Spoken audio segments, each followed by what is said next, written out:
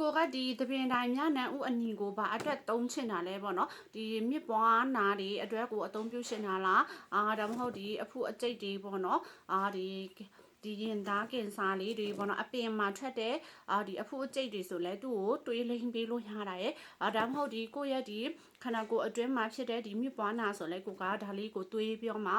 တွေးတောက်ပြီးလို့ရတာပေါ့နော်ဒါမှမဟုတ်လဲကိုယ်ခန္ဓာကိုယ်မှာဒီပေါ့နော်ဒီအဖုအကျိတ်တွေရှိနေတယ်ဆိုရင်လည်းအခုဒီရေမျောသီးတွေပချိုက်ရောင်တာတို့ဆိုဒီလွေမျောသီးနဲ့လည်းဒီတွဲပြောင်းမှလိမ့်ပေးလို့လည်းရတာပေါ့နော်ဒါလေးဆိုရင်ဒါကြတော့အညီစစ်ပေါ့နော်ပြပေးပါမယ်အညီစစ်နော်အညီစစ်ကလေးတွေပါဘောနော်အညီစစ်ကထားပါတယ်ဒါကြတော့ဒီရှယ်တို့ဒီဖက်မှာတူးထားတဲ့ဒီဥလေးတွေပေါ့နော်ဒီရှယ်တို့အိမ်မှာကြတော့အမြဲတမ်းထားပါတယ်ပေါ့နော်လာဝယ်တဲ့သူလေးလည်းများပါတယ်ပေါ့နော်ဘာလို့ဆိုဒီရှယ်တို့ကြတော့ဒီဆေးလဲဖော်ဆက်တဲ့အတွက်ကြောင့်ဒီရှယ်တို့အိမ်မှာကြတော့အမြဲတမ်းထားဖြစ်တဲ့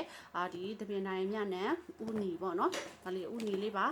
သူ့ကိုဘယ်လိုရောင်းတာလဲဆိုရင်ဒီရှယ်တို့ကြတော့ဒီအလေးချိန်နဲ့ရောင်းတာပေါ့နော်အဲကြောင့်မလို့ဒီကိုကလိုအပ်တယ်ဆိုရင်လည်းဒီချက်နားမှာလာပြီးမှပြောလို့ရပါတယ်ယူလို့ရပါတယ်ပေါ့နော်ဒါလေးကတပင်တိုင်းမြနဲ့ဥအနီလေးပါဒါလေးကြတော့ရေမျောတီးပေါ့နော်